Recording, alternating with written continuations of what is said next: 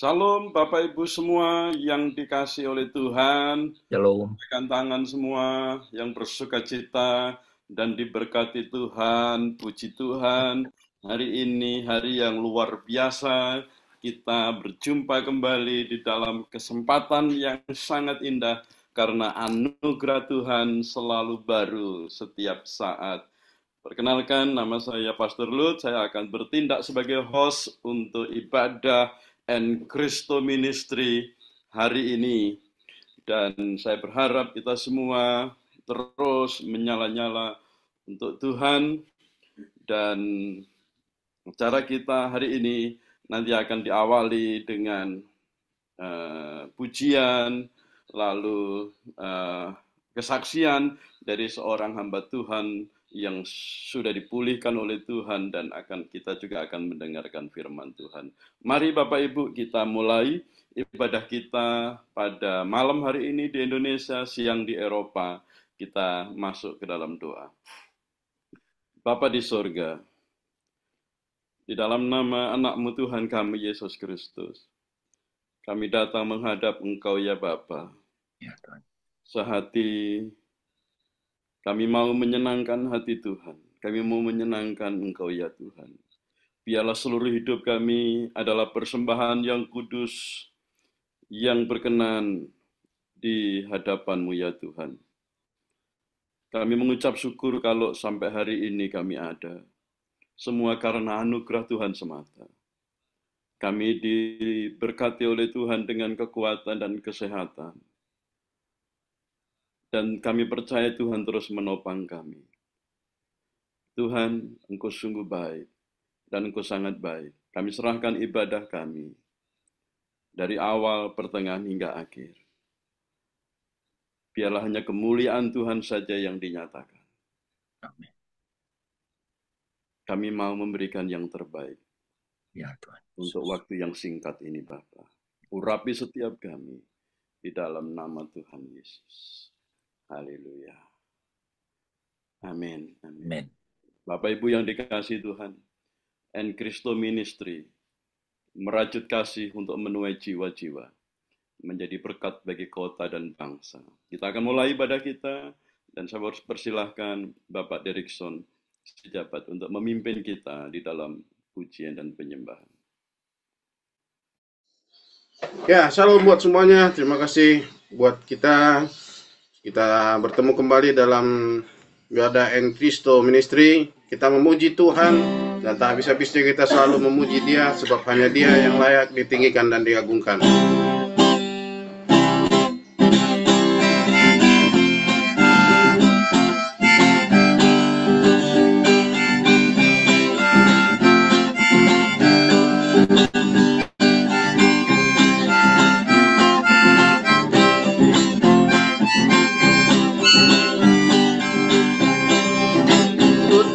Janji Allah bagi kaum Yehuda, umat yang berdoa, memuji dan menyembah.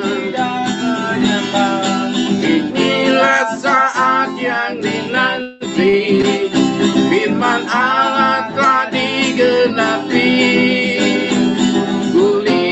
Penuaian terjadi yang melanda seluruh bumi. Kita katakan, ku terima janji Allah.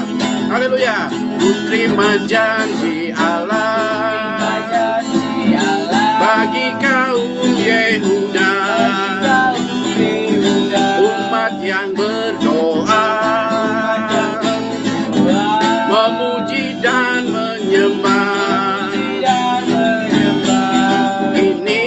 Saat yang dinanti, firman Allah telah digenapi. Kulihat penuaian terjadi yang melanda seluruh bumi. Tuhan memberiku kegirangan dan sukacita melimpah. Minyak yang baru dicurahkan, haleluya. bersorak. Tuhan memberikan kegirangan kepada kita. Haleluya. Berkat-Nya tercurah bagi setiap yang memuji Dia. Haleluya. Minyak yang baru dicurahkan.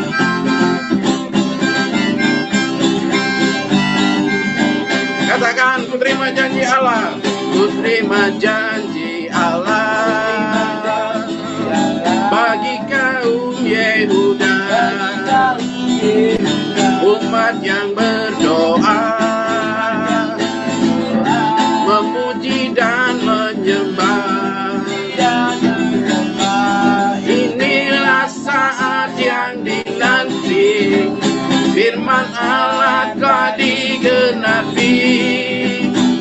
Kulihat penuaian terjadi yang melanda seluruh bumi.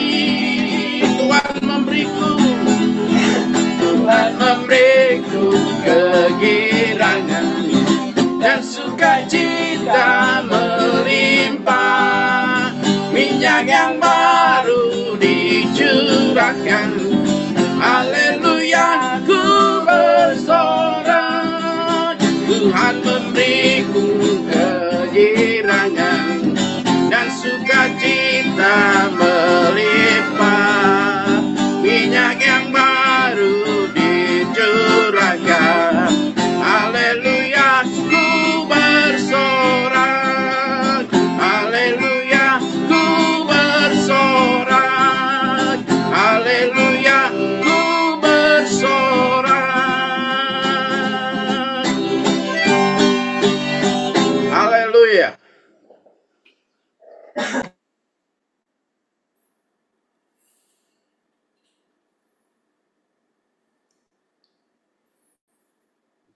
Haleluya. Tuhan Yesus baik. Dan kita terus memuji-muji Tuhan karena kebaikan Tuhan terus beserta dengan kita. Bapak Ibu yang dikasihi Tuhan, saatnya kita akan mendengarkan kesaksian dari seorang hamba Tuhan yang begitu mengandalkan Tuhan di dalam momen beliau harus menghadapi penyakitnya yang diderita beberapa waktu lalu. Saatnya kami persilahkan Ibu Devina Oy untuk menyampaikan kesaksiannya. Baik, Shalom semuanya. Selamat malam ya. Ya, oke. Salam kenal ya. Saya Devina. Saya dari Purwokerto. Ya, saya dari Purwokerto. Usia saya 44 tahun saat ini. Ya, saat ini. Terus saya akan menceritakan kesaksian hidup saya. Itu bersama Tuhan Yesus ya. Tuhan Yesus itu luar biasa. Jadi awal sebelum saya divonis itu tahun 2021. Itu saya mengalami kejang-kejang dulu ya.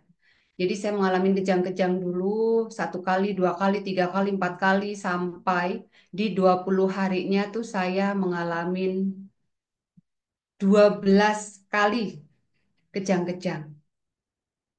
Itulah yang mengakibatkan saya menjadi lumpuh. Ya, jadi saya mengalami kelumpuhan. Padahal saya sehat, tidak ada merasa sakit sedikit pun. Saya bekerja seperti biasa. Tapi tiba-tiba entah kenapa saya tuh kejang-kejang sampai mengalami kelumpuhan. Nah, di saat 20 harinya saya pun menyadari saya masih positive thinking ya. Masih positive thinking, ini sakit apa sih? Seperti itu. Saya pun tidak bertanya sama Tuhan ya. Saya tidak bertanya sama Tuhan. Intinya saya sama diri saya sendiri seperti itu. Ini sakit apa sih kayak gitu. Tapi di situ kejang-kejangnya karena sampai bisa lumpuh, saya pun belum ke dokter. Ya, saya belum ke dokter. Lalu di 30 harinya karena saya sudah semakin melemah, terus badan saya juga sudah lumpuh, sudah tidak ngapa-ngapa, sudah tidak bisa ngapa-ngapain lagi. Lalu saya berpikir, Tuhan, sakit apa? Saya baru menyadari, Tuhan sakit apa saya? Kayak gitu. Lah saya berpikir lagi, sakit ini sudah bukan main-main lagi. Lalu saya bilang ke Pak Su, suami saya, Pi, ayo, sepertinya ini sudah tidak main-main untuk sakit mami. Lalu saya di tanggal 1 Agustus, lalu saya konsultasi ke dokter, datang keadaan lumpuh ya, keadaan lumpuh saya. Lalu saya ke dokter, saya konsultasi, itu pun rencana Tuhan ya pastinya. Suami saya itu daftarnya adalah ke onkologi, ya ke onkologi. Lalu di sana dokter pun bilang, Ibu kalau kalau saraf kalau kejang-kejang seperti itu biasanya ke saraf. Lalu saya pun bertanya, oke dok, kalau saya harus ke syaraf kayak gitu. Sebelum ya, sebelum saya beranjak pergi, dokter menyampaikan ke saya bahwa ibu ada keluhan lain enggak? Kayak gitu. Lalu saya ada dok. Jadi di sini tuh saya ada lempengan ya. Jadi di payudara kiri saya itu ada lempengan, itu sudah mengeras. Lah dokter baru bilang, ini ibu, ini adalah indung dari kejang-kejang dan kelumpuhan ibu. Lalu saya disuruh operasi, tapi saya tidak mau. Waktu itu saya belum mau, karena saya masih penasaran, kenapa sih kok lumpuh berhubungan sama operasi payudara? Itu yang bikin saya penasaran ya, belum belum berpikir yang aneh-aneh kayak gitu. Lalu di situ saya general check up semuanya. Setelah general check up, saya ada CT scan, biopsi, ya CT scan kepala, pokoknya segala macam saya general check up. Barulah 7 hari ada hasil. Jadi saya divonis kanker payudara stadium 4 dan bersamaan kanker otak stadium 4. Jadi itu bersamaan. Di saat itu saya baru menyadari. Saya down, saya menangis, ya. Saya sebagai manusia biasa ada rasa khawatir, ada rasa takut yang luar biasa. Karena tiba-tiba gitu. Karena saya sehat awalnya, tiba-tiba divonis seperti itu. Otomatis saya ya sebagai manusia ya pasti wajar ya saya menangis rasa takut. Saya berteriak gitu. Saya nangis berteriak di depan dokter. Lalu di situ saya bersyukur ya. Saya bersyukur dan berserah sama Tuhan. Saya minta pertolongan sama Tuhan. Saya hanya menangis sesaat aja. Tuhan, saya percaya Tuhan akan menolong saya. Itu yang saya katakan sama Tuhan. Lalu di situ saya menangis pun sudah ya, karena saya sudah berserah, karena saya percaya sama Tuhan. Lalu saya mengikuti apa yang dokter sampaikan ke saya. Lalu dokter, oke, dengan apapun yang dokter sampaikan, saya terus mengikuti. Lalu saya operasi otak dulu, ya. Yang ditolong dari dokter adalah operasi otak dulu. Lalu operasi otak. Setelah operasi otak saya, puji Tuhan, selesai. Lalu saya dimasukkan ke rawat ICU ya, di ruangan ICU selama 7 hari. Semakin membaik, semakin membaik, semakin membaik. Dan saya pun bersyukur ya, karena saya bersyukur ya. Terus saya bersuka cita karena dokter bilang, Ibu semakin membaik, seperti itu. Lalu saya pindah ya, dipindahkan ke ruang rawat. Tapi bukannya membaik, tetapi saya malah justru menurun. Setelah pindah dari ruang ICU ya, karena sudah dinyatakan baik sama dokter jadi dipindah ke ruang rawat. Tetapi setelah pindah di situ saya mengalami koma. Itu. Nah, setelah saya koma, saya pun ada mujizat Tuhan yang luar biasa. Jadi di dalam koma saya, entah itu apa ya, saya tuh mendengar suara. Jadi kata suami saya itu saya koma selama 3 hari. Saya pun tidak sadar ya, tetapi di dalam alam bawah sadar saya itu mendengar kalau suara anak, suara suami, pasti saya paham ya. Tapi di dalam suara itu saya mendengar di kiri ya, sebelah kiri saya itu saya disuruh tidur. Jadi saya suruh tidur, tidur, tidur, tidur aja. Itu yang saya dengar. Tidur aja. Lalu saya berontak di alam bawah sadar saya tuh, saya berontak. Enggak, saya nggak mau tidur kayak gitu. Tapi karena memaksa terus ya, sepertinya itu kayak memaksa. Saya harus tertidur. Lalu kayak saya tuh kayak merasakan kayak ditarik gitu, kayak sudah mengantuk. Tapi tiba-tiba saya mendengar kembali. Saya mendengar kembali. Jadi di kanan ya telinga saya, bukan suami atau bukan anak ya, saya juga paham. Tapi itu benar-benar baru, saya tuh baru pernah mendengar suara itu. Itu lembut, ya itu lembut banget. Jadi saya suruh bangun, bangun, bangun, bangun, kayak gitu. Lah di saat itulah saya juga itu nggak tahu ya siapa ya, ya mungkin rencana Tuhan pastinya.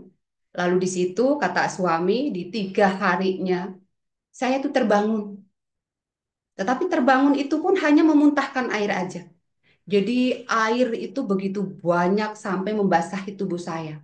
Padahal kan saya tidak makan, tidak minum, hanya infus aja. Tapi kata suami saya tuh kayak disiram. Basah semua baju saya. Jadi mengeluarkan dari muntah ya, muntah tapi air kayak gitu. Jadi membasahi baju sama apa tempat tidur saya. Lalu di situ kata suami saya pun saya tertidur kembali. Belum reaksi apapun. Setelah itu kata suami saya pun di apa waktu pagi hari ya kata suami saya karena saya setiap malam itu biasanya kan bilang mami kepingin pipis itu yang sering saya sampaikan ke suami. Lah di saat itulah saya berkata dan bisa bereaksi. Bersyukur puji Tuhan dari situlah saya terbangun dan dipulihkan sama Tuhan.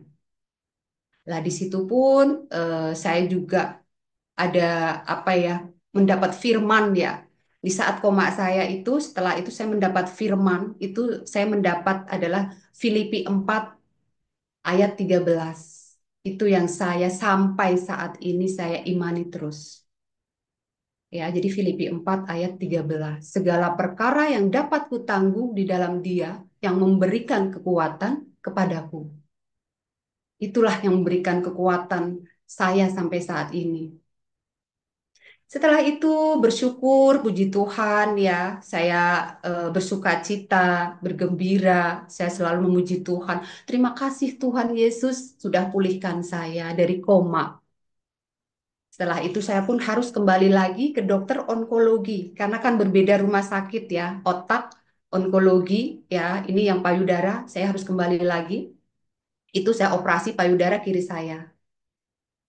Terus 2 minggu saya harus operasi payudara kiri kanan saya, sorry. Kiri terus kanan. Jadi semuanya saya sudah dioperasi. Di situ pun saya mengalami mujizat Tuhan juga. Jadi apa? Saya kan lumpuh. Ya, lumpuh, saya berdoa terus. Di saat pergumulan saya itu saya tidak henti-hentinya mengucap syukur sama Tuhan, meminta pertolongan sama Tuhan. Itu yang saya selalu imani. Karena saya percaya pertolongan Tuhan pasti ada buat saya. Itu yang saya selalu ucapkan sama Tuhan. Lalu di situ kan apa? Saya tuh ngusap-ngusap ya, diusap-usap gitu sambil berdoa. Tuhan Yesus, tolong saya. Kayak gitu. Saya doanya simple ya. Intinya apa yang saya bisa bicarakan, apa yang saya apa lontarkan ucapan saya, doa saya ke Tuhan, itu saya bilang. Saya bilang dalam nama Yesus, tolong saya, pulihkan saya. Terus saya mengalami pergerakan. Jadi gerakan tangan saya itu bisa bergerak. Jadi bisa bergerak. Tik, tik, tik, tik, tik, tik, kayak gitu. Hanya gerakan kecil aja. Itu saya sudah bersuka cita, bersyukur yang luar biasa. Saya bangunkan suami, pih bangun, pih bangun. Tangan mami itu bergerak. Itu dari doa saya. Lalu di situ pun kaki saya pun sama. Kaki saya pun bisa bergerak. Saya hanya bilang dalam nama Yesus, Tuhan tolong saya. Saya percaya Tuhan akan menolong saya. Itu yang selalu saya ucapkan sama Tuhan. Lalu bersyukur, saya juga bisa bergerak ya dari tangan kiri, kaki kiri saya bisa bergerak walaupun hanya sekedar gerakan kecil aja. Lanjut lagi, saya harus mengikuti kemoterapi ya dari otak, payudara kiri, payudara kanan. Saya harus ikutin kemoterapi. Nah, di situ kemoterapi pun tahu ya, kemoterapi itu banyak yang bilang mematikan atau menakutkan. Waktu saat itu juga saya masih takut ya, tapi saya percaya dengan iman saya selalu bilang, Tuhan, saya percaya Tuhan Yesus pasti akan menolong saya. Itu yang selalu saya sampaikan. Waktu itu kemoterapi pun berjalan lancar ya 1, 2, 3, 4 sampai 18 kali.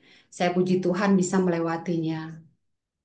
Tidak segitu aja, saya sudah dinyatakan bersih ya dari dokter yang payudara sama otak.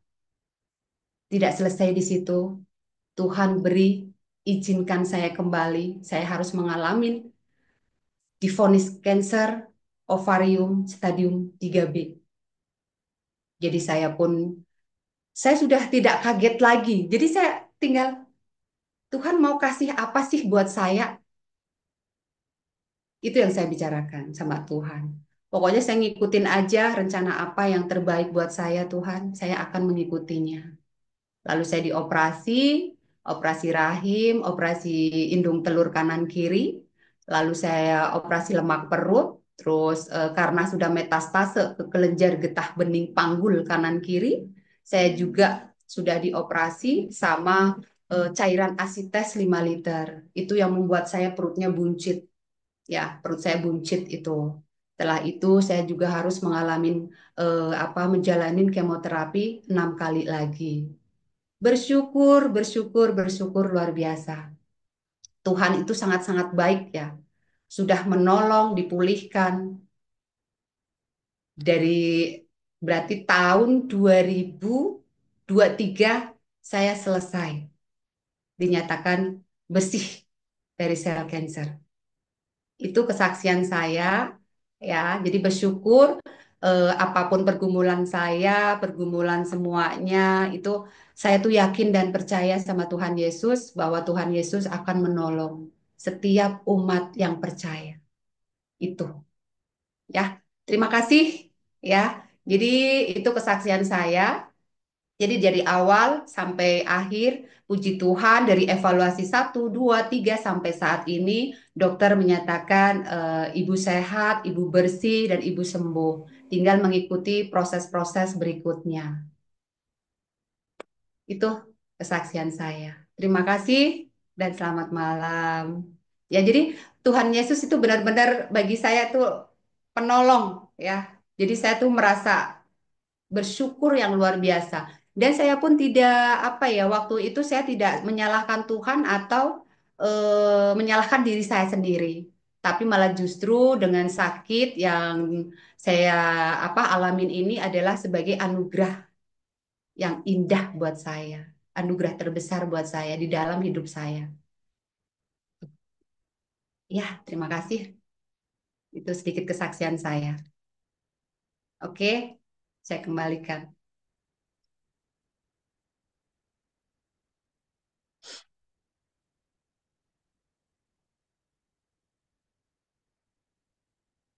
Yesus, kau berfirman, kau turut bekerja hanya untuk mendatangkan kebaikan bagiku.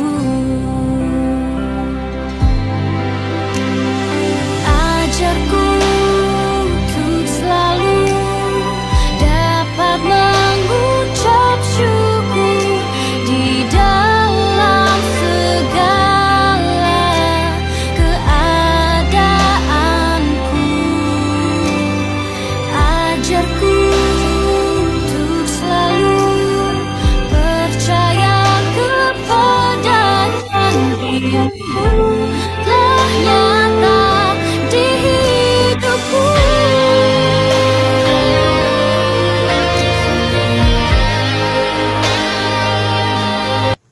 Oh iya, iya, iya. Ya. Ya, Ini waktu yang operasi ovarium ya? ya berarti udah di PA Yesus udah.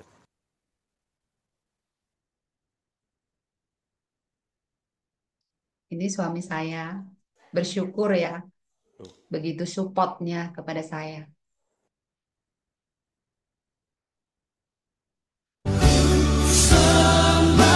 Ini waktu lumpuh saya. Ini operasi otak. Waktu lumpuh saya.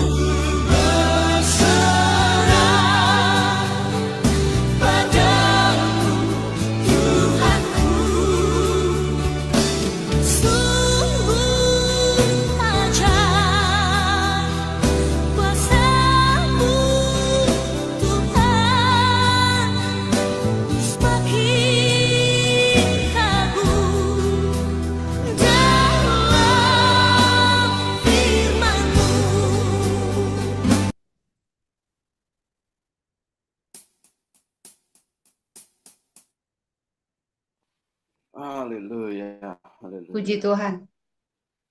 Oh, Tuhan Yesus baik. Sebentar Pak Derek, Yes, saya sangat baik. mesti ambil waktu sebentar ini, walaupun tidak sesuai rundown, tapi saya nggak tahan untuk melihat dan menyaksikan apa yang dialami oleh Ibu Devina. Tuhan begitu baik. Yes, Tidak ada sangat perkataan baik. lain. Tuhan begitu baik. Ya. Dan Tuhan terus baik. Amin. Dan saya percaya bukan hanya untuk Ibu Devina, tetapi untuk kita Ya. semua. Betul. Tetapi juga untuk saudara-saudara kita juga semua yang mungkin juga mengalami apa yang dialami oleh Ibu Devina. Yes. Jadi kita mengucap syukur, kita melihat betapa dahsyatnya Tuhan. Saya tidak punya kata-kata yang cukup untuk mengatakan terima kasih Tuhan, terima kasih Tuhan. Iya, benar. Yang kita saksikan barusan, bahwa Tuhan kita hidup. Dan Tuhan kita tidak pernah meninggalkan kita. Iya. Terima kasih Ibu Devina. Iya. Saya boleh pesan nggak? Boleh Bu. Oke. Saya ada pesan. Jadi untuk semua aja.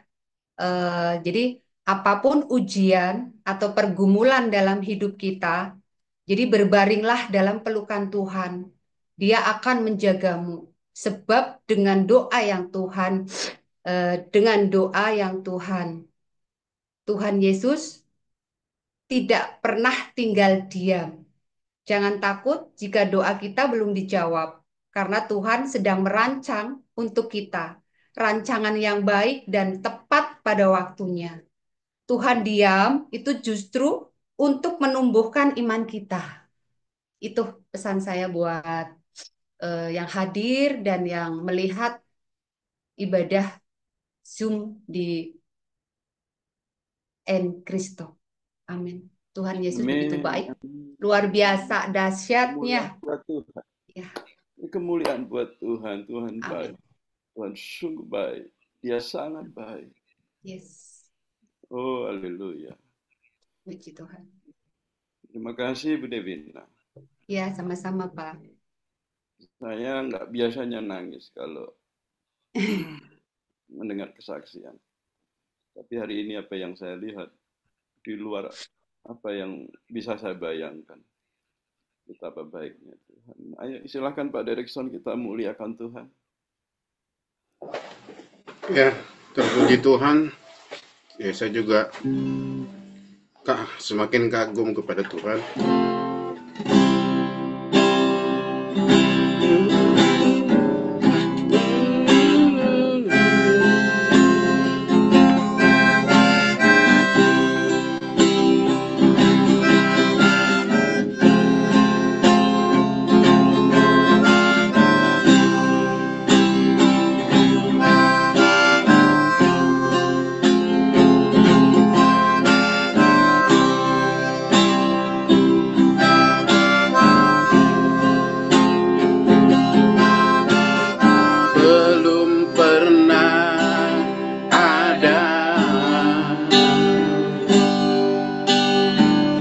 kasih di dunia,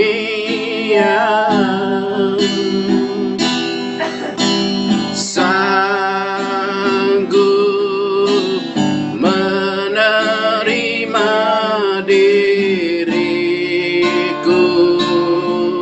apa adanya, selain kasih-Mu,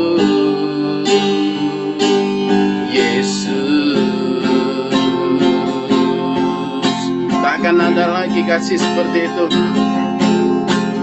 Takkan ada lagi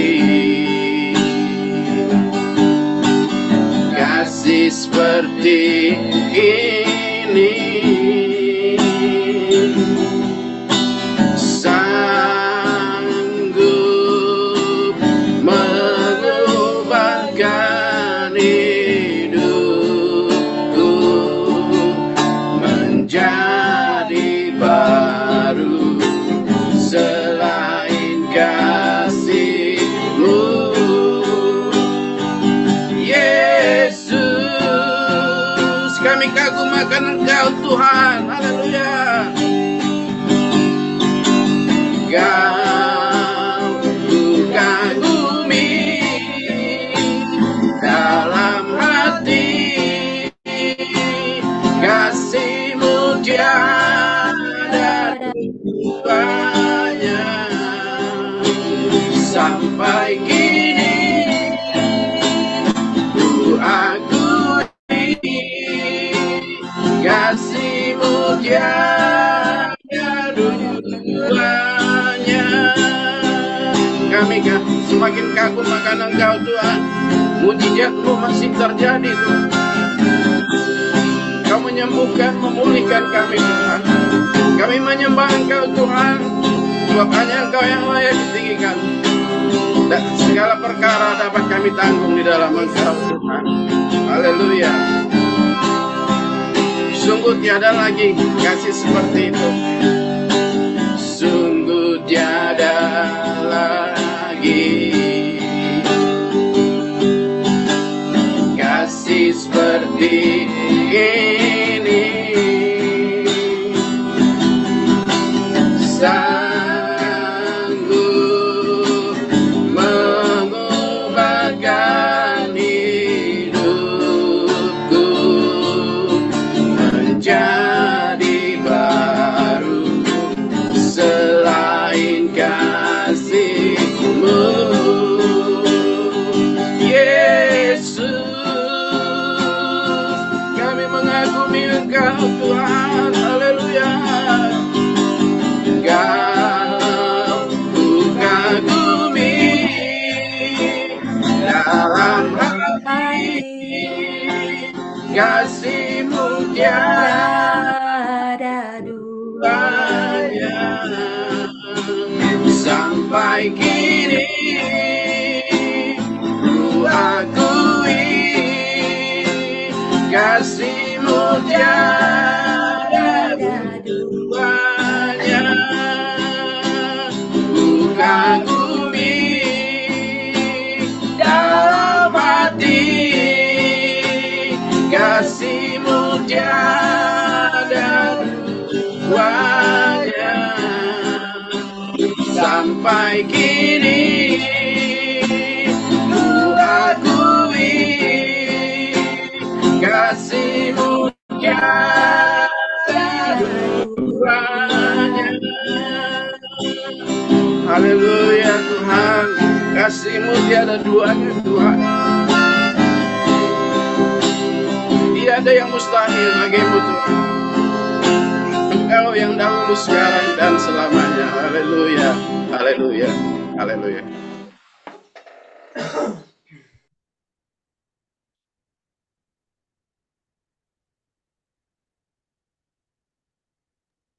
Haleluya.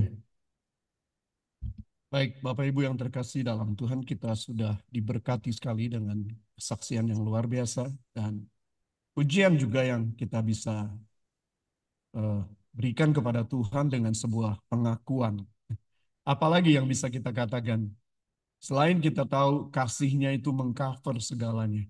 Karena itu hari ini mari kita siapkan hati kita sebentar untuk mendengar bagian dari firman Tuhan yang pastinya juga sangat-sangat berkuasa dan berdaulat untuk berbicara secara pribadi dengan siapapun juga. Bahkan setiap pendengar, Bapak Ibu semua dan saya juga. Mari kita berdoa terlebih dahulu. Bapak Surgawi, terima kasih bahwasanya pada sore hari ini kami dapat bersama, bukan secara kebetulan, tapi karena kasih anugerah-Mu yang luar biasa. Terima kasih buat hamba-Mu, Ibu Devina Ui, ya Tuhan, yang sudah membagikan kisah hidupnya. Bagaimana kami dapat melihat campur tangan-Mu untuk membuktikan bahwa Engkau ada, bahwa Engkau berkuasa berdaulat penuh atas segala sesuatu, Tuhan. Sekalipun secara manusiawi tidak akan pernah ada yang dapat menolong dan membantu, tapi Engkau menyatakan kuasa-Mu di tengah kami. Berkat-Mu atas kami, Tuhan, melalui kesaksian ini, sehingga kami dapat beritakan juga hal yang sama kalau kami alami. Kami dapat beritakan juga kepada setiap orang yang ingin melihat jalan-jalan hidupnya di dalam kasih anugerah dan mencapai tujuan dari Tuhan, sebagaimana yang Tuhan persiapkan dalam hidup kami masing-masing. Terima kasih Bapa, terpujilah nama-Mu, dan kami siapkan hati kami di dalam berkat nama Bapa, Putra, dan Roh Kudus dalam nama Tuhan Yesus. Amin. Amin. Bapak Ibu yang terkasih, hari ini saya ingin berbagi dengan satu kebenaran firman Tuhan yang saya sempat renungkan, siapkan sedemikian rupa, Bapak Ibu, bagaimana kita dapat hidup dan berjalan terus di dalam kemenangan Tuhan. Dan bukan masalah hidup dan mati, saya percaya. Ada begitu banyak orang yang juga pada akhirnya kalau secara manusiawi kita dapat katakan penyakit merenggut kehidupan. Yang sesungguhnya bukan, saudara. Tidak ada hal yang dapat membunuh kita selain kesempatan dan waktu yang Tuhan sudah tetapkan bagi kita. Karena itu sebagaimana tadi kesaksian ini juga memberkati kita semua. Saya merasakan hal yang sama. Tantangan-tantangan yang terjadi atas Ibu Devina secara pribadi, saya yakin ketika kita menghadapi hal seperti ini, kita tidak akan pernah lagi mikirkan segala apapun yang ada di sekitar kita. Bahkan mungkin keluarga yang begitu perhatian pun mungkin kita tidak bisa rasakan, karena kita melawan segala penderitaan dan sakit penyakit ini secara pribadi. Secara pribadi, saudara. Dan itulah hidup, saudara, bahwa secara pribadi kita selalu akan dibawa Tuhan. Pesan terakhir dari Ibu Devina ini luar biasa, bahwa itu secara pribadi, Tuhan ingatkan kepada setiap kita bahwa kita akan berurusan pribadi dengan Dia, supaya kita bisa berbaring, bisa menenangkan hati dan jiwa kita, bisa percaya ketika kita berbaring bahwa tangannya berkuasa untuk memulihkan segala sesuatu. Haleluya. Saya mengambil judul tantangan. Hadapi tantangan untuk terus capai tujuan akhir dari setiap rancangan Tuhan bagi kita. Bapak Ibu yang terkasih, saya senang dengan kata ini, saudara. Nanti kita akan membaca ayatnya dari Ibrani 12 ayat 1 dan 2. Tapi ada satu kata yang terus mengiang waktu saya dapat hal ini saya persiapkan, yaitu satu kata yang selain dari dua kata yang lain, saudara, yang saya percaya kita pegang teguh atau kita selalu ucapkan, yaitu dua kata yang lain adalah amin, haleluya, amin, haleluya. Tapi satu kata ini saya mau tambahkan dalam diri saya juga dalam pikiran saya. Kata ini kata yang luar biasa. Goal, goal, goal gitu ya. Ini satu, ketika kita katakan ini kita akan dibawa dalam sebuah goal, itu berarti ada sebuah pertandingan, ada sebuah usaha, ada sebuah cara untuk memenangkan sesuatu. Ya, jadi satu kata ini goal untuk mempersiapkan kita menghadapi tantangan apapun. Dan saya senang dengan apa yang sedang Tuhan kerjakan, lakukan dengan bangsa kita. Saya di tengah kita ini banyak pencinta sepak bola. Jadi saya pasang kaos Timnas Indonesia, saudara, yang dengan cara Tuhan untuk mengangkat marwah bangsa kita di tengah bangsa-bangsa lain, saudara. Sementara mungkin marwah yang lain hancur, Tuhan mengangkat satu marwah lewat olahraga, lewat sepak bola yang menjadi agama dunia juga, saudara. Pencipta sepak bola, saudara. Di tengah kita juga ada. Jadi siapkan diri kita untuk berkata gol, gol, saudara. Dan ini yang kita mau renungkan bersama-sama. Bangsa kita diberkati Tuhan lewat olahraga, bermacam olahraga sesungguhnya. Bapak Ibu harus banyak-banyak juga melihat bagaimana anak-anak bangsa yang berkarya dan membawa bangsa kita juga dikenal dan dikagumi, sehingga mereka melihat prestasi-prestasi yang luar biasa dari cabang-cabang olahraga yang ada. Bapak Ibu bisa lihat dan sebut nama satu persatu dari anak-anak bangsa yang luar biasa. Nah, saudara yang terkasih dalam Tuhan, kita baca ayat ini bahwa di dalam Ibrani 12 ayat 1 dan 2 ini saya bacakan. Karena kita mempunyai banyak saksi, bagaikan awan yang mengelilingi kita. Dengan satu awalan karena kita adalah identifikasi tentang siapa kita, yang artinya adalah kita ini adalah orang percaya, lalu kita dibawa dalam satu fakta bahwa kita ada di tengah dunia ini. Di tengah dunia ini yang selalu akan menyoroti setiap kehidupan kita.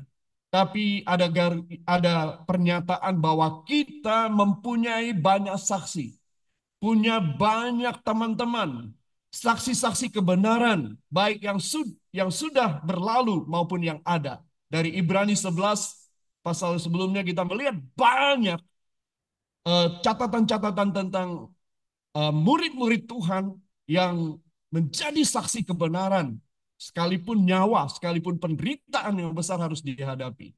Kita punya banyak saksi bagaikan awan yang mengelilingi kita. Hari ini juga ada saksi di tengah kita, Ibu Devina, untuk menyaksikan bagaimana kuasa Tuhan itu tidak berubah, dulu, sekarang, sampai selama-lamanya. Nah, karena itu, marilah kita menanggalkan semua beban dan dosa yang begitu merintangi kita. Menanggalkan semua beban dan dosa yang begitu merintangi kita. Karena apa? Karena ada perlombaan. Dan berlomba dengan tekun dalam perlombaan yang diwajibkan bagi kita. Saudara, pada saat kita lahir baru, pada saat itu juga perlombaan dimulai. Garis start kita dimulai. Dimulai untuk memperjuangkan iman, pengharapan, dan kasih kita. Menyatakan kesaksian hidup kita sebagai saksi Kristus dimulai. Dan kita memulainya dengan garis start. Garis start yang sesungguhnya kalau saudara lihat gambar itu orang mencapai finish. Tapi ada garis start sebelumnya. Dan garis start yang kita mulai itu adalah ada tulisan finish juga. Yang sudah mengakhiri sebelumnya adalah Yesus Tuhan.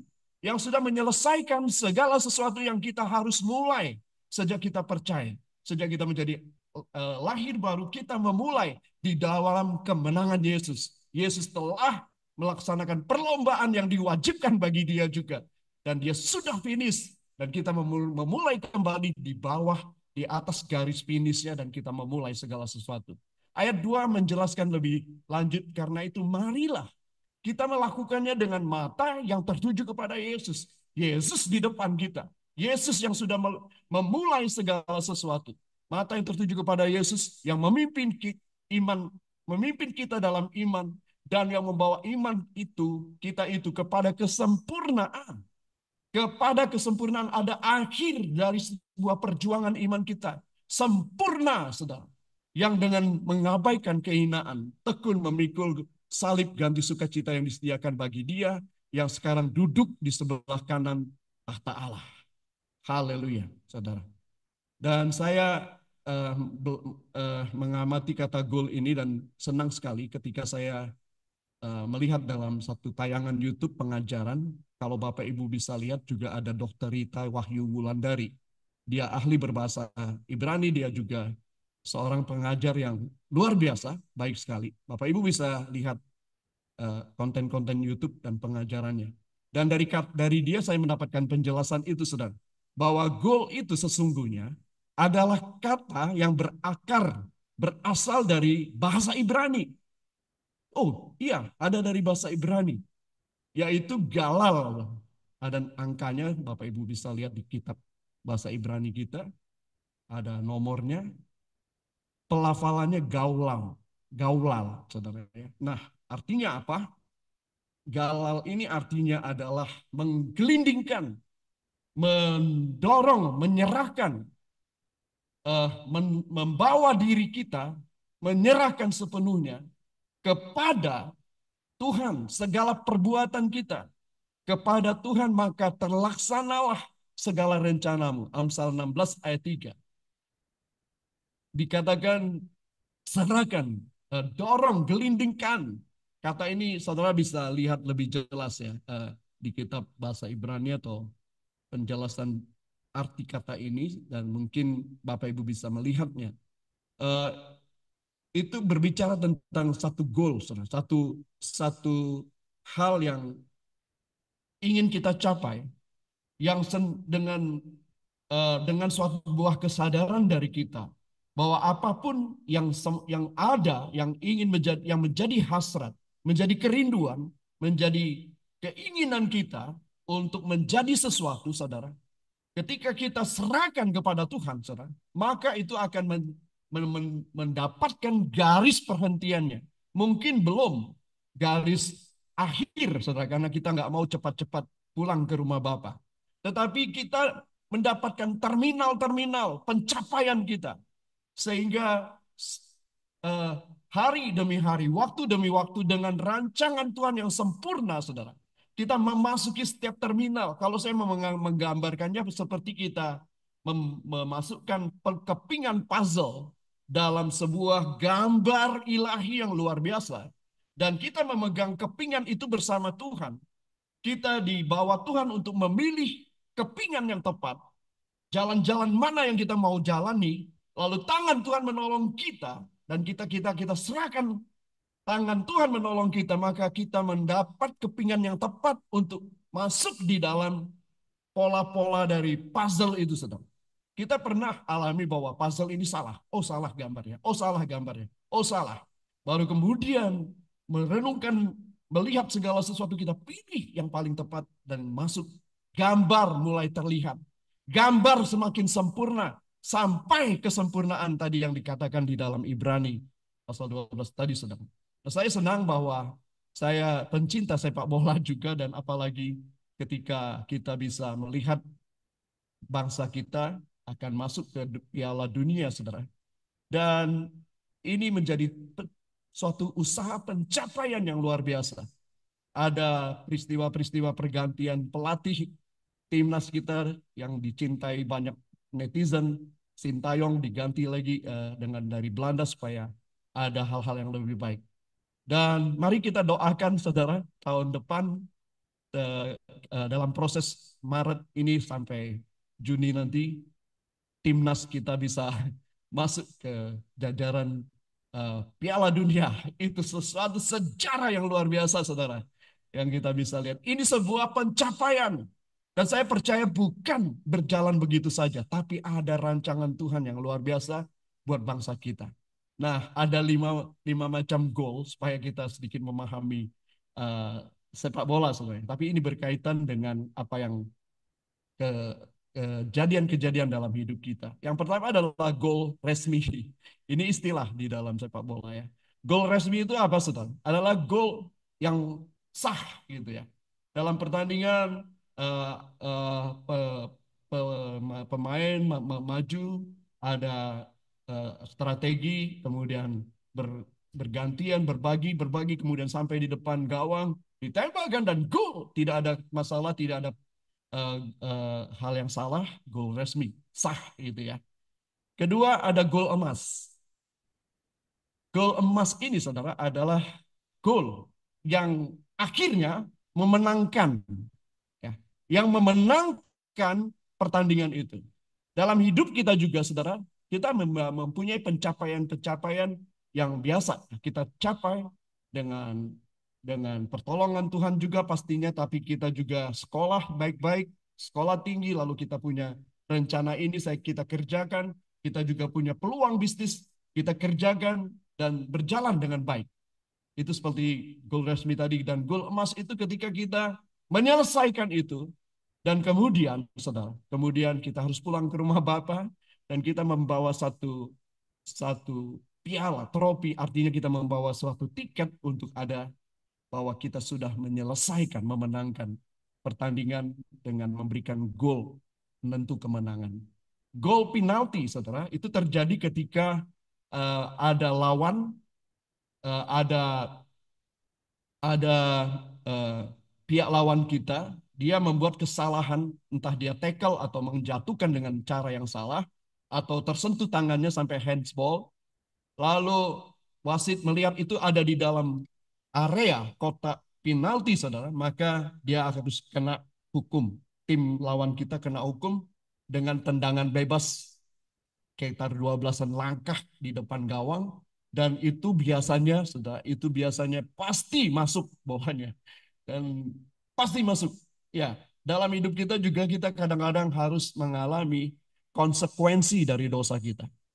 Konsekuensi dari apapun, dan memang kita menerima pengampunan dari Tuhan. Tapi ada banyak hal-hal yang harus kita alami, saudara.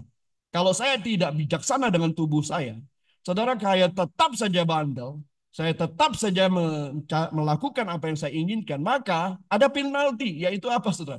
Bukan masalah dosa, tapi resiko dari kesalahan kita harus alami. Seseorang yang bersalah kepada yang lain juga ada konsekuensi, saudara. Bahwa kita belum tentu dapat dipercaya lagi ketika kita sudah mengkhianati sesuatu. Ada penalti yang harus kita terima. Kalau gol, ya memang harus kita alami. Tapi kalau kita bisa menangkisnya, itu artinya kita juga bisa mengatasi juga masalah dari konsekuensi itu. Lalu ada gol perak. Gol perak ini apa, saudara? Gol perak ini adalah gol yang terjadi ketika pertambahan waktu karena posisinya seri 1-1 atau 0-0 atau 3-3, ditambah waktu supaya menentukan siapa pemenangnya. Dan ketika ada gol di perpanjangan waktu 2 kali 15 menit itu, saudara, maka itu disebut gol perak. Nah, yang kelima ini unik, saudara, yaitu on goal. On goal ini apa, saudara? Saya sengaja nggak terjemahkan, tapi on goal itu adalah gol bunuh diri. Gol bunuh diri ini kita ketendang nggak sengaja, atau kita juga lengah, kesenggol badan kita, bolanya masuk ke gawang sendiri. Saudara, ada banyak hal yang juga membawa kita di dalam kekacauan hidup kita karena kesalahan-kesalahan kita, sehingga terjadilah banyak hal yang kita harus tanggung ya dalam hidup kita. Nah, ini macam-macam gol. Saudara, mungkin ini untuk yang tidak tahu sepak bola, ini sebuah sedikit pengetahuan. Lanjut, kita akan lihat ini, saudara. Saya tampilkan sedikit gol-gol ini.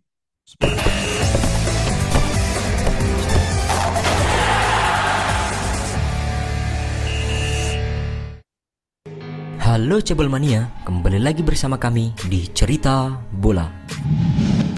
Menang atau kalahnya suatu kesebelasan ditentukan oleh banyaknya gol yang tercipta. Namun, seni dalam sepak bola tidak hanya terletak pada gol yang dicetak saja. Salah satu hal yang membuat permainan ini begitu asyik untuk ditonton adalah keindahan gol yang tercipta itu sendiri. Ada gol yang berasal dari indahnya kerjasama antar pemain, ada juga gol yang sangat membutuhkan skill individual kompleks, sehingga ketika tercipta membuat para pemain dan penonton tercengang. Dan berikut, Cerita Bola telah merangkumnya dalam 5 gol terbaik sepanjang sejarah Piala Dunia. Selamat menyaksikan.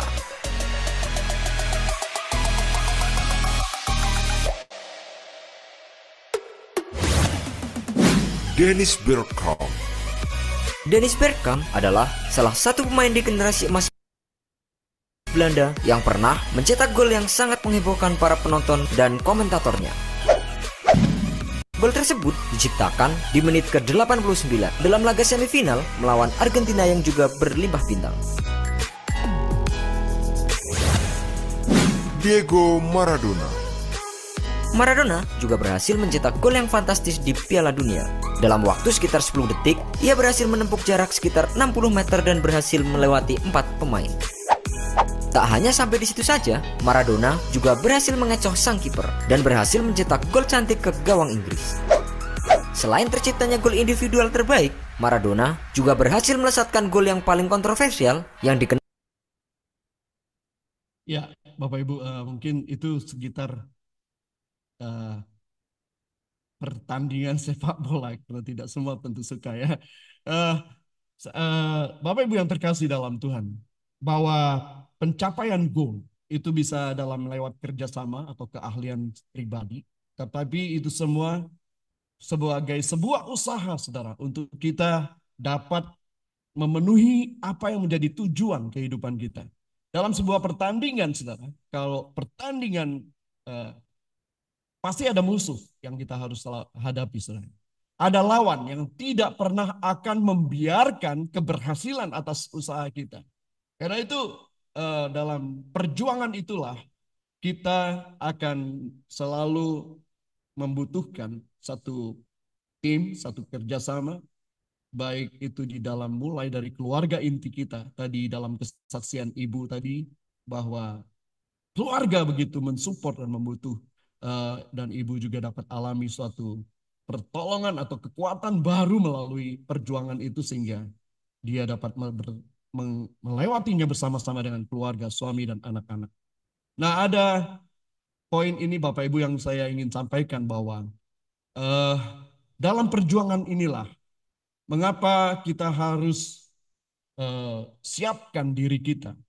Tadi di dalam Ibrani 12 yang kita sudah baca di awal, kita menerima kebenaran firman Tuhan sebagai sebuah ketetapan bahwa kita, saudara, wajib masuki suatu pertandingan, perlombaan iman, perlombaan kasih kita ketika kita menjadi orang percaya. Dan itu merupakan sebuah proses yang terus mengasah kehidupan kita, memurnikan kita. Sehingga kehidupan orang percaya itu semakin hari semakin lebih baik dari hari yang kemarin. Dan semakin sempurna. Itu sebabnya kita dapat melihat ketika terjadi dalam hidup kita. Namun yang lebih utama lagi ketika kita dapat melihat bagaimana orang-orang yang sudah berhasil melewatinya, saudara. Maka kita dapat melihat bagaimana kita harus yakin bahwa suatu hari kita akan juga alami kemenangan demi kemenangan. Dan dalam konteks inilah kita menguatkan hati dan jiwa kita untuk tidak menyerah. Jangan menyerah. Ada 4 ayat ini, saudara, yang saya ingin Bapak Ibu dapat lihat sama-sama. Kalau tidak keberatan Bapak Ibu, saya bisa dibantu. Saya akan bacakan yang pertama ayat ini. Namun nanti kalau Ibu Maya bisa standby dengan HP dan Alkitab, bisa membacakan ayat poin kedua, 3, dan 4 ya. Jadi saya lebih ringan dan kita bisa lihat sama-sama. Mengapa kita harus terus kuat dan tetap bertahan, saudara? Yang pertama adalah yang tertulis di dalam 2 Korintus ya. Yang pertama tertulis dalam 1 Korintus 9 ayat 23 sampai 27. Ini ayat yang luar biasa menurut saya, karena ketika saya membaca ayat-ayat ini, hal-hal yang luar biasa saya temukan untuk menguatkan saya secara pribadi. 1 Korintus 9 ayat yang ke-23 dikatakan demikian, saudara. Mulai ayat 23. Ini pengakuan Paulus dan usaha Paulus untuk mengingatkan kepada murid-murid dan siapapun yang ada di depan dia untuk menceritakan dirinya, saudara. Dan apa yang sudah dia lakukan. Karena Paulus adalah murid yang kontroversial, mengawali semua perjalanannya menjadi murid itu dengan kondisi di mana dia harus menerima bahwa dia dicurigai, bahwa dia mungkin orang yang menyusup dalam kehidupan murid-murid untuk menghancurkan dari dalam, pura-pura bertobat, dan seterusnya dan seterusnya. Dan apalagi orang-orang tahu bahwa dia adalah murid dari Gamaliel, rabi besar yang saat itu memang Paulus sudah terkenal, saudara. Karena itulah Paulus seringkali ingin mengungkapkan dan sebuah pembelaan dirinya sehingga dia menyampaikan dari beberapa kali, dan salah satunya di 1 Korintus ini saya akan bacakan dari ayat yang ke-23. Segala sesuatu ini aku lakukan karena Injil, supaya aku mendapat bagian di dalamnya.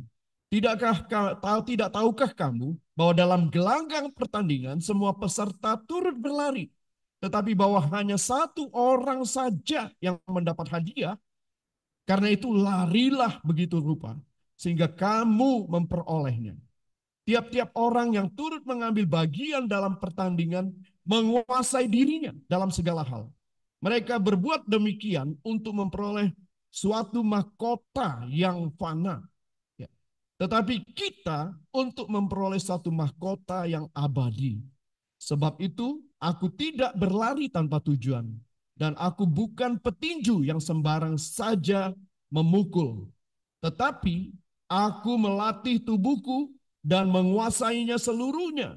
Supaya sesudah memberitakan Injil kepada orang lain, jangan aku sendiri ditolak. Wow, saudara, luar biasa ya.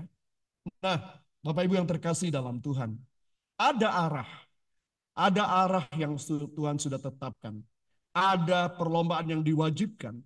Ada sebuah janji penyertaan dalam hidup kita. Ada janji kemenangan yang terus akan diberikan dalam perjuangan kita. Ada arah, saudara. Ada satu kata di dalam Amsal, dikatakan without a vision of the people perish. Tanpa pewahyuan, tanpa hikmat, tanpa penjelasan atau arahan dari Tuhan, maka rakyat pasti binasa. Ayat ini diberikan kepada para raja, pada penguasa. Kalau ingin memimpin rakyat, memimpin bangsanya, mintalah hikmat, petunjuk dari Tuhan. Karena itu seluruh raja-raja selalu mencari Tuhan supaya rakyat tidak binasa. Ada arah yang jelas. Nah, poin kedua, saya dibantu oleh Bu Maya ya. Silakan Ibu bacakan dari 2 Korintus 3 ayat 15 sampai 18. Ya. 2 Korintus 3 ayat 15 sampai dengan 18, demikian firman Tuhan. Bahkan sampai pada hari ini, setiap kali mereka membaca kitab Musa, ada selubung yang menutupi hati mereka. Tetapi apabila hati seorang berbalik kepada Tuhan, maka selubung itu diambil daripadanya. Sebab Tuhan adalah roh, dan di mana ada roh Allah, di situ ada kemerdekaan. Amin. Dan kita semua mencerminkan kemuliaan Tuhan dengan muka yang tidak berselubung. Dan karena kemuliaan itu datangnya dari Tuhan yang adalah roh, maka kita diubah menjadi serupa dengan gambarnya dalam kemuliaan yang semakin besar. Ya, saya percaya Bapak Ibu ya. Saya bersahabat dengan Bu Maya dan Pak Tuhu juga. Dan semua proses, kadang-kadang kita saling berbagi apapun yang terjadi. Sampai apapun persoalan yang kita hadapi, muncul suatu kesadaran penuh bahwa dari semua proses, semua hal yang terjadi itu adalah bagian proses untuk satu tujuan, kemuliaan nama Tuhan. Yang dimana dikatakan kemuliaan datangnya dari Tuhan yang adalah roh, maka kita diubah menjadi serupa dengan gambarnya dalam kemuliaan yang semakin besar. Semakin besar. Sebelum Ibu Devina mengalami dan menerima vonis ini, saya percaya Ibu Devina dan keluarga dapat memetakan perjalanan kehidupan keluarga dan secara pribadi keadaan Ibu. Bagaimana hari ini Ibu dapat berbicara tentang kuasa Tuhan, tentang otoritas Tuhan, tentang kemuliaannya, tentang rancangan yang tidak pernah gagal dalam hidup kita. Ada sesuatu yang berbeda. Karena itu pasti saya percaya setiap kita, saya dengar Pak Tuhu dan Ibu Maya juga mengalami proses demi proses untuk satu tujuan kemuliaan setiap hari dari setiap jalan-jalan kehidupan. Yang ketiga ada kemenangan dan penghargaan. Ini ayat-ayat yang luar biasa. Mari silakan Bu Maya dapat bacakan. Yang mana Pak Wahyu? Dari Wahyu dulu. Wahyu. Bentar Ya, ya, saya kira cuman itu aja, Pak. oke. Wahyu 3 ayat 21. Demikian firman Tuhan. Barang siapa menang, ia akan kedudukan bersama-sama dengan aku di atas tahtaku, sebagaimana aku pun telah menang. Amin. Dan duduk bersama-sama dengan Bapakku di atas tahtanya. Wow, Haleluya. luar biasa saudara ya.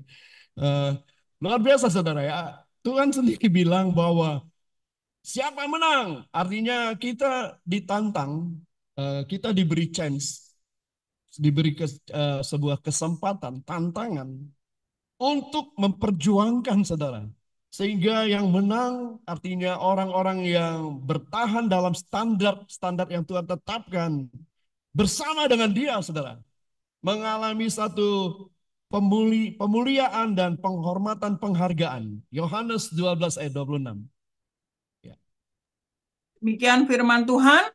Barang siapa melayani aku, ia harus mengikut aku, dan di mana aku berada, di situ pun pelayanku akan berada. Barang siapa melayani aku, ia akan dihormati Bapa. Amin. Wow. Saudara yang terkasih dalam Tuhan, ayat ini memberi kekuatan buat saya ketika kita harus menabur air mata. Ya. Menabur air mata. Kita harus juga menahan diri kita, menahan semua emosi atau kemarahan kita, karena kita sedang menjalankan pelayanan kita. Karena sedang kita mempersiapkan kesaksian hidup kita, kita harus menahan itu. Saya yakin sekali lagi satu hal yang kita tidak ingin terjadi adalah ketika kita dikhianati. Ketika kita difitnah, itu apalagi saudara. Pengalaman seperti itu saudara. Membuat kita harus menahan diri kita. Dan mencucurkan air mata juga kadang-kadang saudara. Tapi ketika saya membaca ayat ini, kita sedang melayani dia. Waktu kita bertanya, saya harus apa Tuhan? Tuhan hanya bilang, kamu sedang melayani siapa? Dan waktu itulah ayat ini muncul dan satu penghormatan, kamu dihormati oleh Bapa. Kamu dihormati oleh Bapa. Dahsyat dan luar biasa saudara ya. Itu yang kita mengucap syukur. Apapun beban, penderitaan, dan persoalan yang sedang kita hadapi hari ini. Saudaraku yang terkasih, tetaplah penuhi hati kita dengan pimpinan Roh Kudus. Ada buah roh, dan uniknya buah roh dari 9 rasa buah itu, saudara. 9 rasa buah itu. Yang terakhir kayak sebuah kulit yang menutupi semuanya, saudara. Yaitu penguasaan diri. Penguasaan diri, saudara. Tahan. Kita sedang melayani Bapa, dan Bapa sangat menghargai dan menghormati engkau. Wow, luar biasa. Ayat berikut, saudara. Roma 14 ayat 18. Roma 14 ayat 18, demikian firman Tuhan. Karena barang siapa melayani Kristus dengan cara ini, ia berkenan pada Allah dan dihormati oleh manusia. Wow, luar biasa. Saudara, ayat ini sebelumnya dikatakan sebab kerajaan Allah itu bukanlah soal makanan dan minuman, tetapi soal kebenaran, damai sejahtera dan sukacita oleh Roh Kudus. Ketika kita dapat saksikan bagaimana kita tidak benar-benar ditekan oleh tentang apa yang kita makan dan minum, kita pakai, saudara. Tapi kita tetap memperjuangkan segala sesuatu tanpa mungkin harus memikirkan tubuh jasmani kita. Maka Tuhan katakan, siapa melayani Kristus dengan cara ini, ia berkenan kepada Allah dan dihormati oleh manusia. Soalnya begitu banyak pelayanan yang didasari dengan transaksi kepada Allah. Bukan transaksi dengan manusia aja, bahkan transaksi dengan Allah. Saudara, orang-orang seperti ini akan kalah dengan perutnya. Akan kalah dengan ego dan harga dirinya.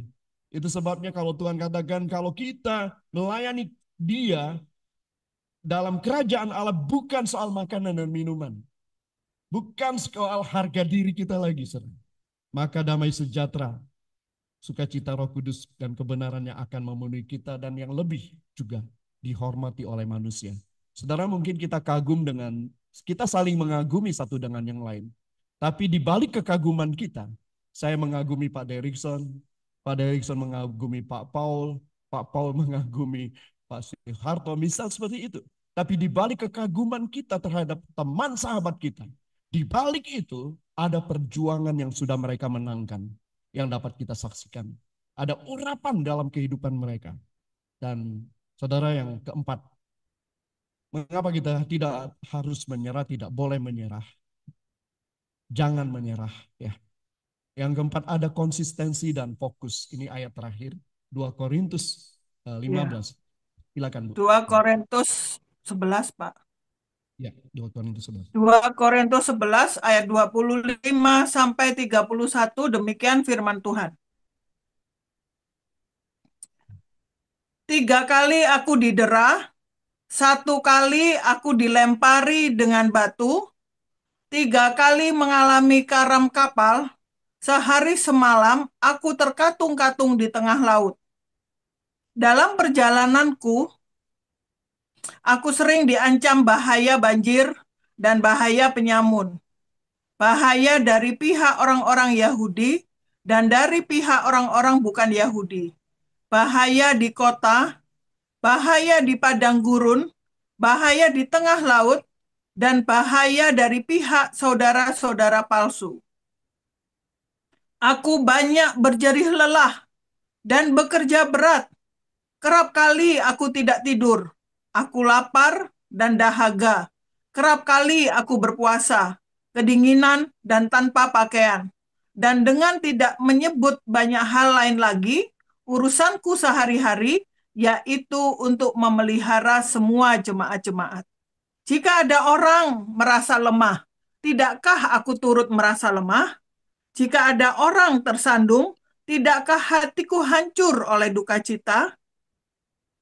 Jika aku harus bermegah, maka aku akan bermegah atas kelemahanku. Allah, yaitu Bapa dari Yesus Tuhan kita yang terpuji sampai selama-lamanya, tahu bahwa aku tidak berdusta. Amin. Amin, amin, amin. Kalau saya tambahin sedikit lagi di ayat sebelumnya, saudara.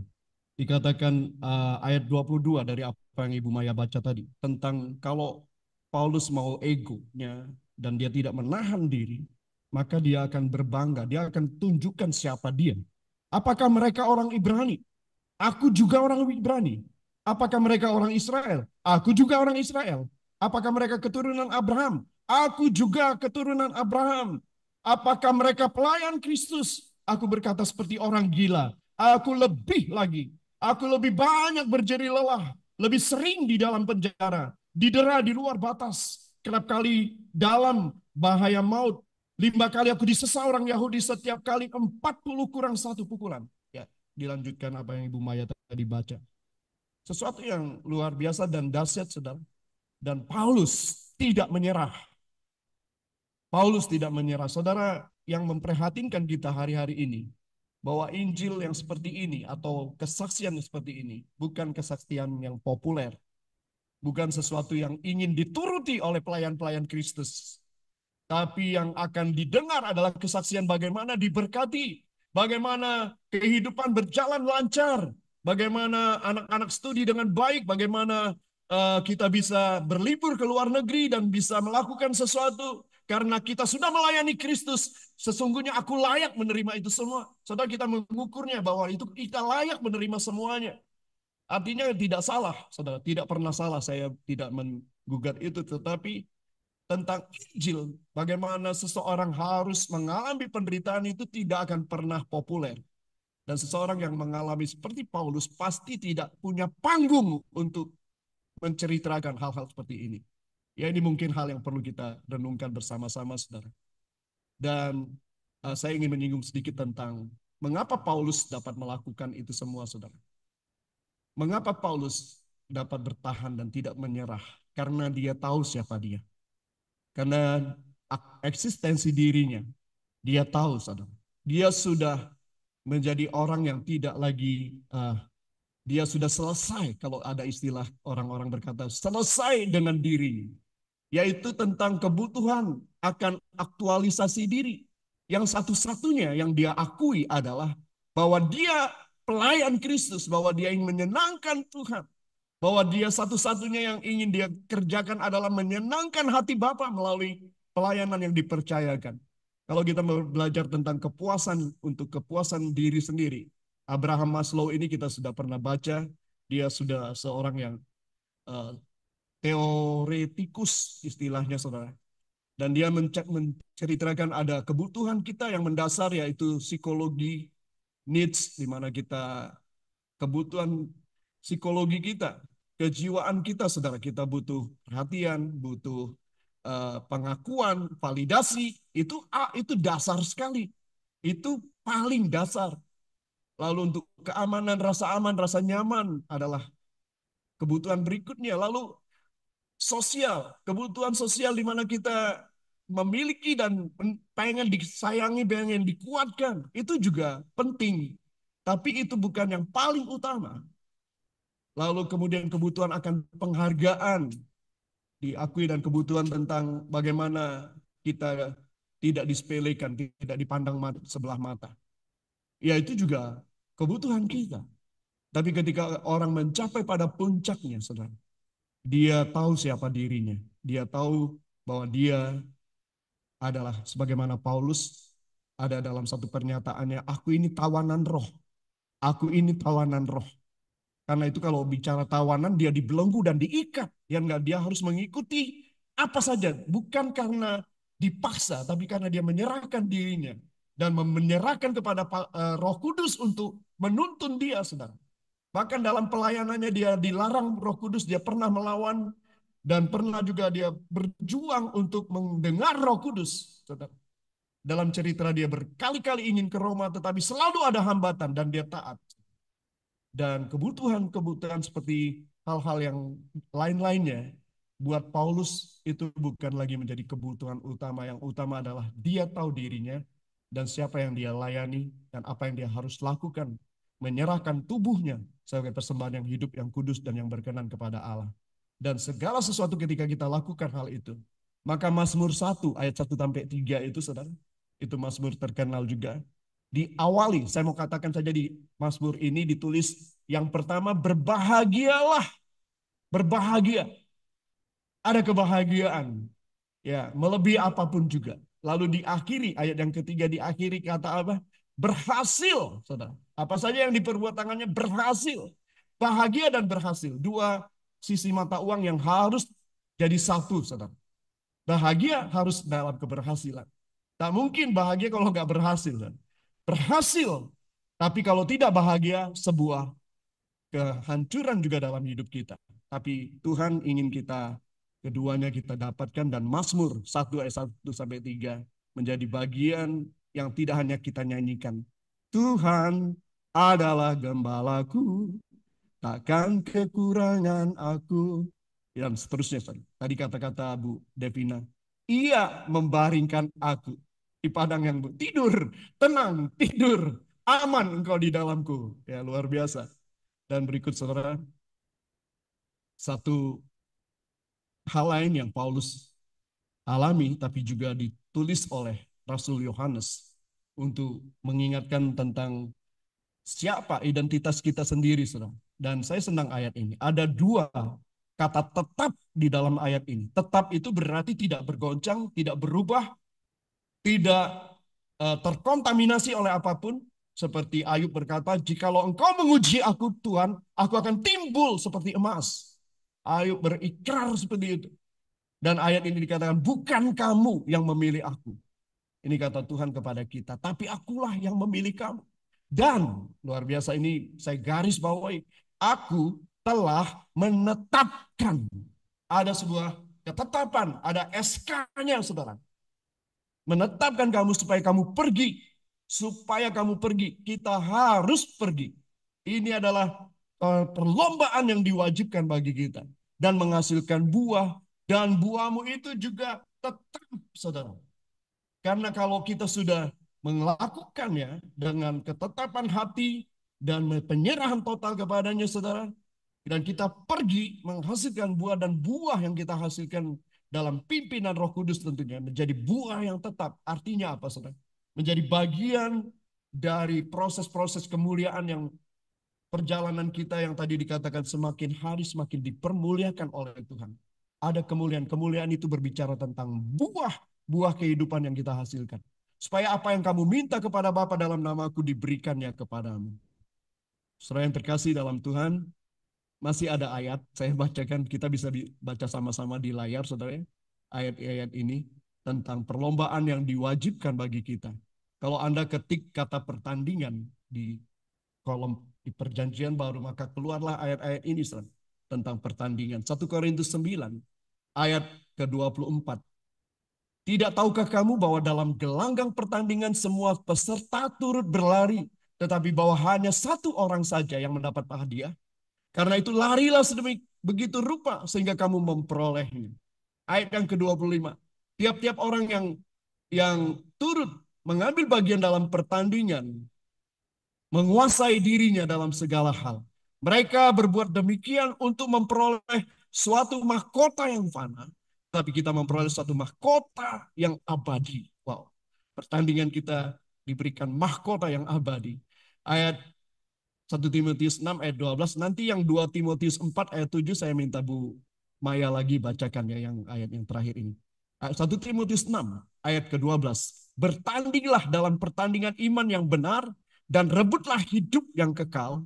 Untuk itulah engkau telah dipanggil dan telah engkau ikrarkan ikrar yang benar di depan banyak saksi.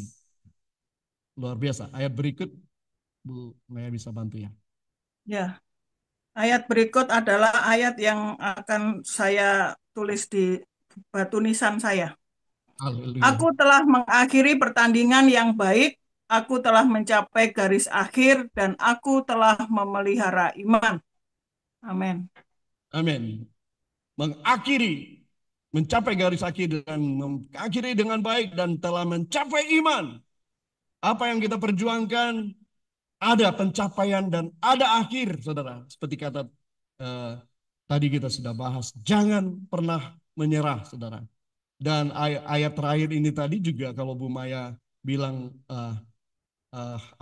mau buat batu nisan, saudara. Saya punya pengalaman pribadi karena ketika papi saya selesai, saudara, meninggal dunia. Saya sedang posisi di dalam pelayanan di Sumatera dan papi saya ada di Semarang. Baru setelah papi meninggal, saya diceritakan adik-adik yang ada di Semarang yang merawat papi juga. Dan dia menemukan mandat, ada satu anak adik saya yang dipercaya. Ada beberapa surat-surat diserahkan ke dia, lalu ada satu bungkusan yang berat sekali. Dan ternyata itu adalah batu nisan yang telah dia tulis dan dia tuliskan ayat yang sama. Jadi benar, kalau kita juga mau coba buat, tetapi yang pasti bukan karena batunya, saudara, bukan ayat itu. Tapi apa yang kita akan kerjakan dan sedang kita kerjakan sementara waktu yang kita ada hari ini. Ya, kita telah menyelesaikan, kita menerima panggilan Tuhan, kita memulainya dengan baik sebagai ciptaan baru. Dan mereka yang ditentukannya, ayat ini luar biasa, saudara. Ditentukan dari semula, mereka itu juga dipanggilnya. Dan mereka yang dipanggilnya, mereka itu juga dibenarkannya. Dan mereka yang dibenarkannya, mereka itu juga dimuliakannya. Pada akhirnya ketika kita dipanggil pulang Bapa, banyak orang juga, hamba-hamba Tuhan berkata, mengenai kematian lebih baik dengan kata-kata dimuliakan. Oh ya, benar juga, saudara. Pada akhirnya kita semua menerima kemuliaan Tuhan di akhir kehidupan kita. Dan kita dimuliakan. Kingdom calling, ada ketika kita menyelesaikan dengan baik, saudara, kita sudah mulai dengan yang baik dan terakhir kita juga menjalankan panggilan kerajaan. Efesus 2 ayat 10, karena kita ini buatan Allah diciptakan dalam Kristus Yesus untuk melakukan pekerjaan baik yang dipersiapkan Allah sebelumnya. Ia mau supaya kita hidup di dalamnya. Tuhan bukan saja memilih menetapkan kita untuk melakukan hal-hal yang baik. Dia mempersiapkan semuanya itu. Kayak puzzle tadi, saudara. Gambarannya adalah gambaran indah dalam hidup kita.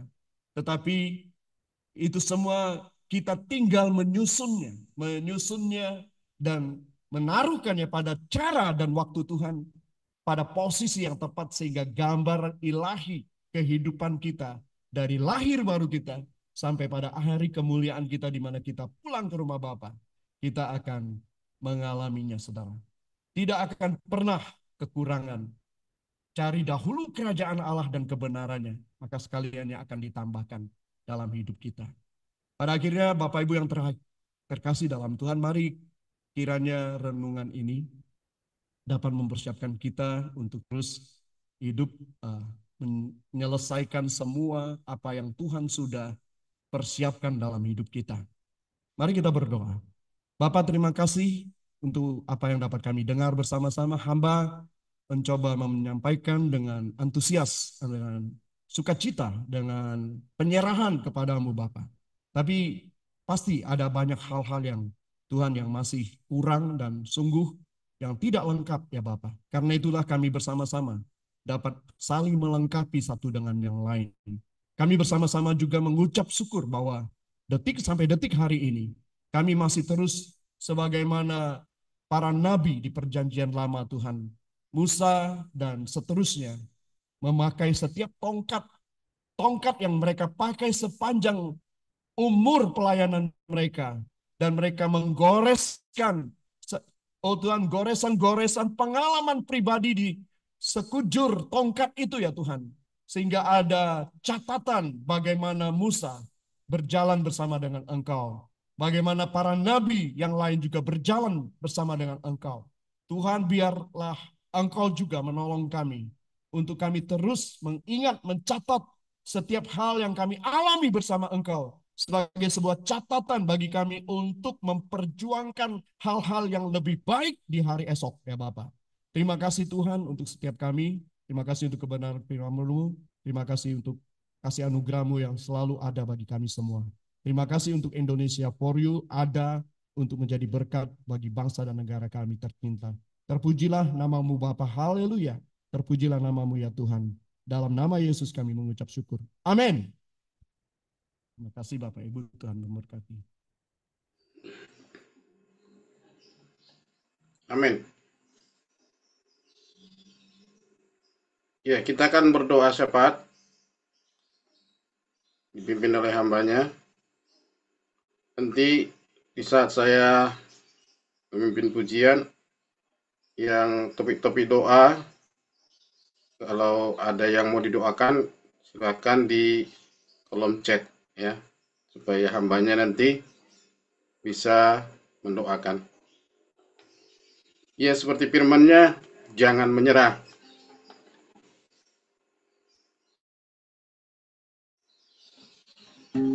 Hidup kita ini seperti di tengah laut. Jangan menyerah. Kita dikuatkan oleh firman Tuhan.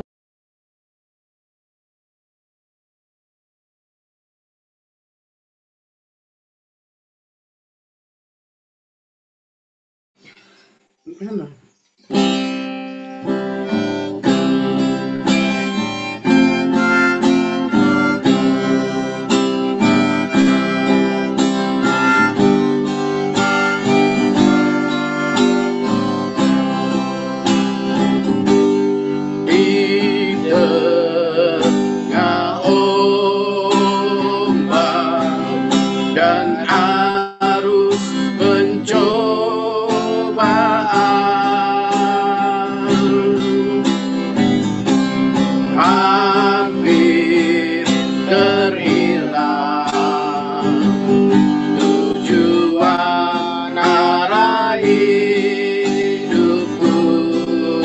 Bagaikan kapal, bagaikan kapal yang selalu diombang-ambingkan, mengarah kasihnya seolah-olah tiada mampu. Yesus perhatikan kita dan perhatikan air mata. Yesus perhatikan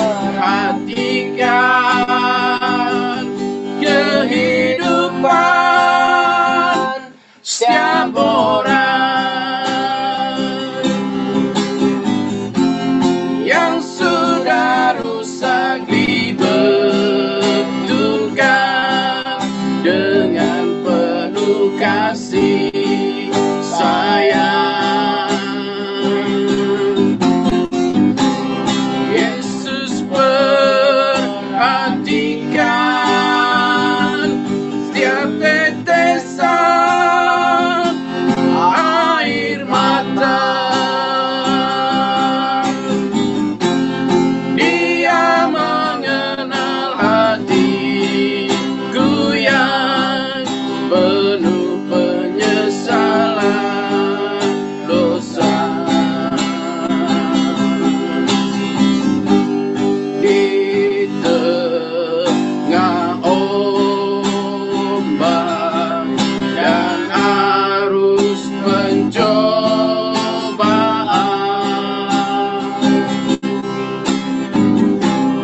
hampir terhilang tujuan arah hidupku.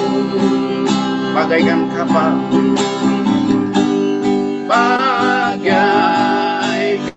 kapal yang selalu diombang-ambingkan, mengarah kasihnya seolah-olah tiada mampu. Yesus sungguh perhatikan. Yesus perhatikan kehidupan setiap orang yang sudah rusak, dibetulkan dengan penuh kasih sayang. Haleluya. Yesus perhatikan setiap tetesan air mata. Dia mengenal hatiku yang penuh penyesalan dosa. Dia mengenal hatiku yang penuh penyesalan dosa.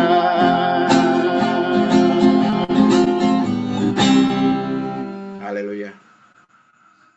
Baik Bapak Ibu, Saudara terkasih, tiba waktunya untuk kita menaikkan doa syafaat kita. Mari kita bersatu di dalam doa.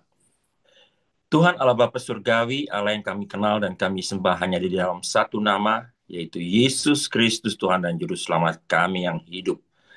Di malam hari di Indonesia dan siang hari di negeri Belanda, di Brussel, di Belgia Tuhan, kami datang bersama-sama sehatu hati menaikkan doa syafaat kami Tuhan. Karena kami tahu doa orang benar besar kuasanya Tuhan. Dan karena itu kami bersatu hati Tuhan, mendoakan bangsa kami. Bangsa Indonesia yang kami cintai ya Tuhan. Biarlah Tuhan, api Injil tetap menyala di Indonesia ya Tuhan. Kami berdoa untuk bangsa Indonesia, untuk Bapak pimpinan, Bapak Presiden dan wakilnya, yang sudah ditunjuk oleh rakyat Tuhan untuk memimpin bangsa Indonesia. Kami berdoa untuk Bapak Presiden dan wakilnya, Bapak Presiden Prabowo dan wakilnya Tuhan. Kiranya Engkau memberikan hikmat yang datangnya daripadamu, memberikan kemampuan, memberikan kekuatan, memberikan hati yang bersih ya Tuhan. Hati yang bertanggung jawab dalam memimpin bangsa kami ya Tuhan. Biar apa yang beliau putuskan ya Tuhan, itu semua juga karena hikmat yang datangnya daripadamu. Kami berdoa untuk orang-orang di ring satu beliau ya Tuhan. Penasehat-penasehat ya Tuhan. Juga Tuhan pakai anak-anakmu ya Tuhan, yang duduk, yang dekat dengan Bapak Presiden dan wakilnya. Untuk memberikan advice yang terbaik. Kami berdoa untuk kabinet yang sudah dibangun ya Tuhan. Segala menteri yang sudah dipilih ya Tuhan. Biarlah mereka dapat bekerja dengan penuh tanggung jawab dan rasa takut akan Tuhan. Kami berdoa Tuhan untuk semua lembaga, eksekutif, legislatif, dan juga yuridis Tuhan. Biar semua juga dapat berjalan sesuai dengan kehendak-Mu ya Tuhan. Keadilan dapat berdiri di Indonesia. Keadilan sosial dapat berjalan dengan baik ya Tuhan. Rakyat dapat menikmati kemerdekaan yang sudah Tuhan berikan kepada bangsa Indonesia. Kami berdoa supaya keadilan, hukum berdiri sesuai dengan apa yang Engkau kehendaki ya Tuhan. Rakyat dapat menikmati keadilan yang sebenar-benarnya ya Tuhan. Bapa surgawi di dalam Yesus Kristus Tuhan, kami berdoa juga Tuhan untuk kesempatan bagi umat beragama untuk berbakti sesuai dengan kepercayaannya. Khususnya bagi umat Kristen, Katolik, atau apapun ya Tuhan, yang mengenal Engkau, yang bersandar kepada Engkau ya, mengaku Engkau sebagai Tuhan dan Juru Selamatnya ya Tuhan. Kau memberikan juga peluang bagi saudara-saudara kami, bagi sinode, bagi gereja-gereja untuk dapat membangun tempat ibadahnya Tuhan. Mendapat keadilan yang sebenar-benarnya Tuhan. Dan biarlah Tuhan, gereja-Mu dapat berkembang di Indonesia. Kami berdoa untuk seluruh sinode yang ada di Indonesia. Biar mereka bersatu hati Tuhan, berpegangan tangan ya Tuhan. Untuk mensatukan visi, unity di dalam Engkau ya Tuhan. Tidak ada perpecahan ya Tuhan. Jauhkan bangsa kami dari perpecahan, dari perbedaan suku, ras, dan agama ya Tuhan. Juga di dalam tubuh Kristus sendiri Tuhan. Biar ada kesatuhatian ya Bapa, supaya nama-Mu dipermuliakan ya Tuhan. Sekali lagi Tuhan, kami hanya bisa bergantung kepada Engkau ya Tuhan. Karena Engkau satu-satunya jawaban kami Tuhan. Engkau satu-satunya batu penjuru kami yang dapat memberikan pedoman-pedoman bagi kami ya Tuhan. Tuntun kami ya Tuhan. Tuntun pemimpin-pemimpin kami. Tuntun gembala-gembala yang sudah dipercayakan. Gembala-gembala jemaat yang sudah dipercayakan Engkau untuk memimpin jemaatnya ya Tuhan. Memimpin domba-dombanya Tuhan. Berikan mereka hikmat dan marifat yang datangnya dari Engkau. Tuhan tolong, persatukan kami, umat-umat-Mu.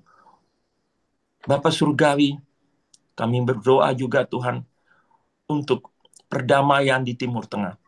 Khususnya Israel dan Palestina. Peperangan ini sudah berlanjut lama Tuhan, banyak korban terjadi. Kami berdoa Tuhan, supaya sesuai dengan kehendak-Mu, apa yang menjadi kehendak-Mu, apa yang menjadi keputusan-Mu antara Israel dan Palestina. Kami doakan Tuhan, Engkau saja yang memutuskan yang terbaik. Kami berdoa untuk semua korban-korban yang tidak berdosa ya Tuhan. Bagi anak-anak kecil Tuhan, orang-orang yang susah dalam peperangan ini Tuhan, melalui tangan-tangan yang telah Kau pilih ya Tuhan. Biarlah Kau pilih tangan-tangan untuk dapat membantu mereka. Hamba mau berdoa untuk dokter lintas perbatasan, yang hamba tahu mereka bekerja tanpa pamrih, mempertaruhkan nyawa mereka. Para medis yang bekerja di tempat pengungsian, di medan-medan perang Tuhan, sertai mereka. Hamba berdoa juga, kami mau berdoa juga untuk Rusia dan Ukraina yang berperang ini sudah bertahun-tahun tidak selesai. Kami serahkan di dalam tangan Tuhan. Korban-korban ini yang sudah masuk di Eropa, ke daratan Eropa, maupun dari Timur Tengah, yang sudah banyak Tuhan di pengungsian-pengungsian. Tuhan tolong mereka. Hamba berdoa untuk Red Cross, Palang Merah Dunia ya Tuhan. Organisasi yang besar ini kiranya dapat menyalurkan bantuan bagi mereka Tuhan. Tuhan tolong saudara-saudara kami yang menderita ini Tuhan. Kami berdoa Tuhan untuk pimpinan-pimpinan kami Tuhan. Pimpinan di dunia ini Tuhan. Negara-negara superpower ini Tuhan. Presiden Trump sudah terpilih Tuhan. Dan biarlah Tuhan pakai dia untuk takut akan Engkau. Dan orang-orang di sekitarnya, anak-anakku yang sudah Kau taruh bersama-sama Donald Trump, menjadi anak-anak yang takut akan Tuhan. Kami berdoa untuk lembaga United Nations, Perserikatan Bangsa-Bangsa Tuhan. Tuhan pakai juga ini supaya berlaku adil Tuhan.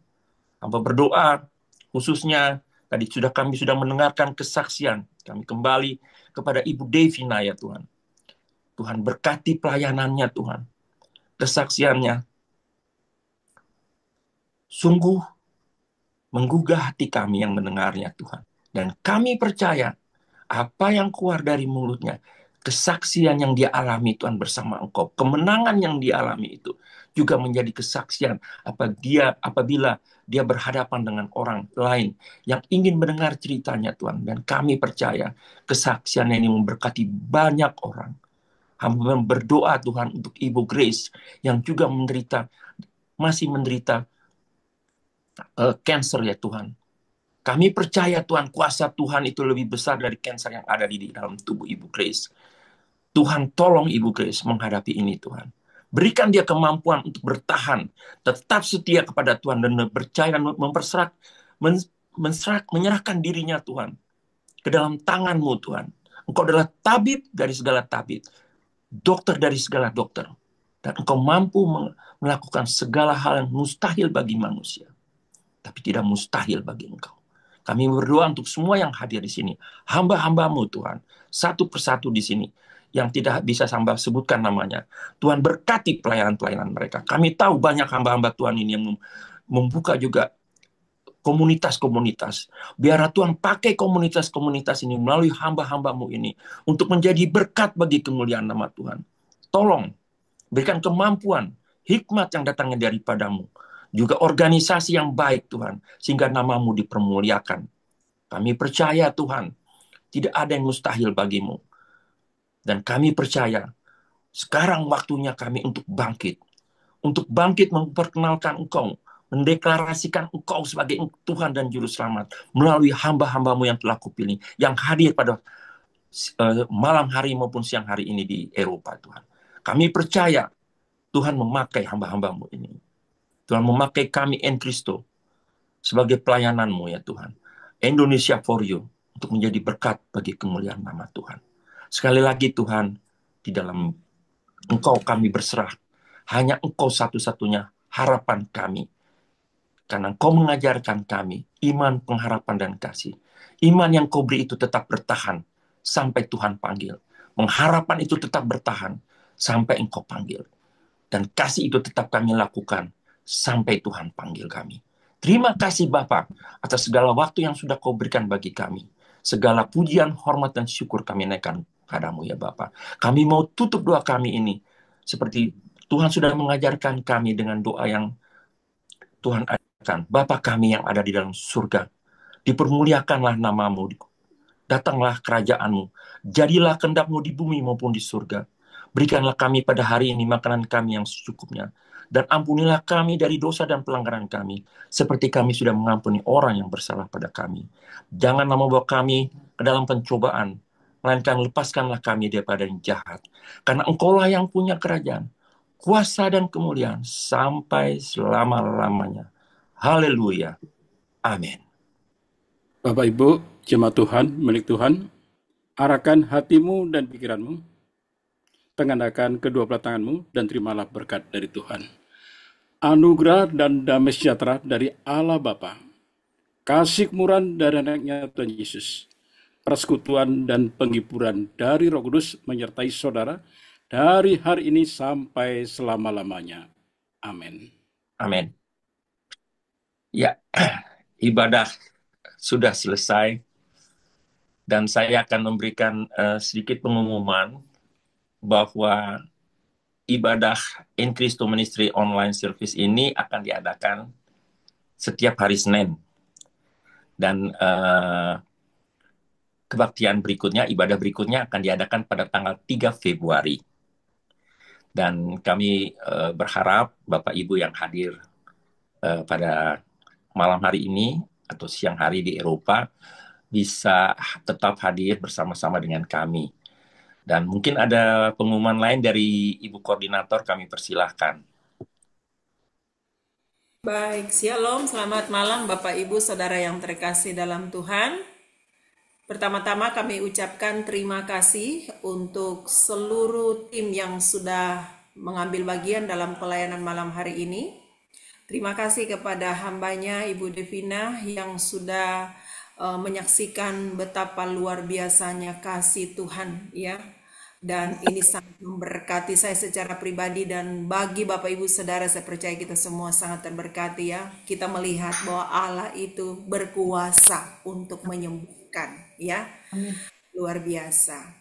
Dan juga terima kasih kepada Pak Dodi, terima kasih kepada Pak Paul, terima kasih kepada host kita malam hari ini yaitu Pak Pendeta Lu. Terima kasih banyak Pak Soeharto yang sudah memimpin dalam doa berkat dan WL kita yang luar biasa suaranya bergelora dari Medan saudara dan memberkati kita semua. Puji Tuhan. Dan saya menyapa Bapak Ibu Saudara yang terkasih dalam Tuhan. Hambanya Pak Johan sedang di dalam medan pertempuran ya, pelayanan ya.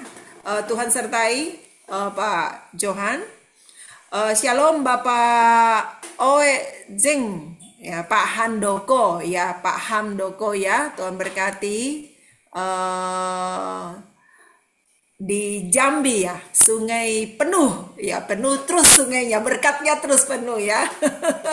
Tuhan berkati ya, senang sekali. Dan kalau ada kesempatan nanti untuk bisa berbagi bagaimana Tuhan memberkati dalam berbagai hal kepada Pak Handoko ya. Terima kasih juga, shalom, selamat malam Ibu Cendana, boleh lambaikan tangan. Terima kasih sudah hadir. Ya, kami setiap hari Senin dalam setiap minggunya Ibu boleh cantumkan nomor di layar ya. Wow, ini ada orang yang luar biasa. Bali diberkati oleh Tuhan, luar biasa. Malam hari inilah hadir Bapak Dr. Darwan Tambunan. Shalom hambanya, selamat malam. Bapak Yohanes Sumarmo. Wah, ya. Ya, gimana pergumulan kita Pak Sumarmo, sudah terlaksana, sudah dieksekusi Surabaya? Sudah? Bulan Agustus rencananya kalau Tuhan Agus, puji Tuhan, akhirnya akan dieksekusi ya. Wow, Surabaya diberkati dengan program dari doa yang dirindukan ya. Apa namanya? Kerinduan dari Pak Narno untuk memberitakan Injil lewat buka kafe, saudara. Wow, dahsyat. Kami terus doakan ya Pak Yohanes ya. Kemudian ada Ibu Pendeta Heti, ya ini sudah say halo-halo di layar. Ada anak-anaknya hadir, ya ada Ibu Grace ya. Tuhan berkati. Ini kakak saya Bu Agustin, kami lagi ngumpul. Ada Bu Agustin, hai Bu Agustin, Tuhan berkati. Senang selalu, saya selalu ya Bu. Ya. Ada Ibu Emi Eliana. Shalom, gimana kabarnya Bu Emi? Ada Oma. Baik-baik saja. Boleh open kamera? Banget ikut Zoom yang lain. Oh, boleh. Boleh cantumkan nomor WhatsApp di layar Bu. Salam kenal ya, puji Tuhan.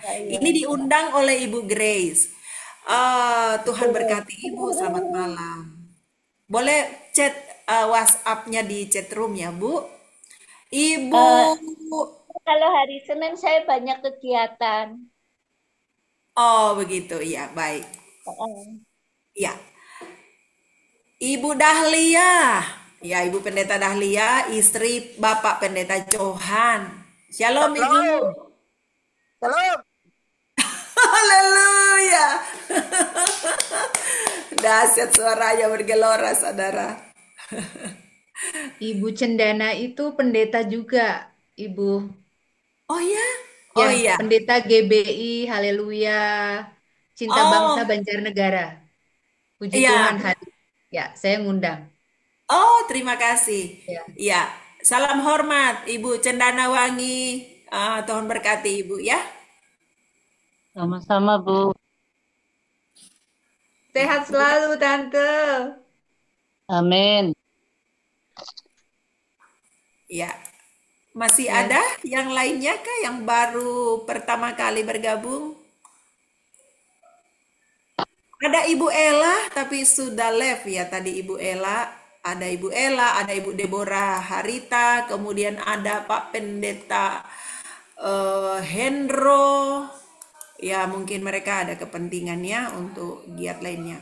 Shalom, selamat malam Bapak Pendeta Liman Handoko di Surabaya, arek-arek Surabaya. Ya, boleh open kamera Pak. Bapak Pendeta Liman Handoko, Surabaya diberkati, luar biasa. Ya, Bapak Pendeta Edwin, ya ini malam ini hadir bersama kita beribadah. Terima kasih Pak Pendeta, Tuhan berkati. Ya, Sekali-sekali Bapak Edwin bisa nyanyi Bu di kita, suaranya tuh bagus sekali. Itu satu keluarga itu Bu. Sudah pasti. Iya pasti ya, nanti boleh nanti di sela-sela bincang-bincang kita malam hari ini, kalau Pak Pendeta didorong untuk mau bersaksi melalui lagu pujian silakan. Nah, demikian sapaan kami dari Encristo kepada Bapak Ibu yang sudah hadir malam hari ini. Tuhan Yesus memberkati dan bawalah berkat dari firman Tuhan, bawalah penguatan dari kesaksian yang dahsyat dalam kehidupan kita, bahwa Tuhan itu memeluk kita dan Tuhan itu menolong kita, dan dia hidup, dia ada, ya. Dan malam hari ini apabila Bapak Ibu Saudara rindu berbincang-bincang langsung dan pengen tahu lebih dalam lagi tentang perjuangan Ibu Devin, ya, kami membuka ruang kesempatan bagi kita yang mau berbincang-bincang, sharing, tanya-tanya hal apa yang Bapak Ibu pengen lebih tahu dari Ibu Devin, kami persilakan.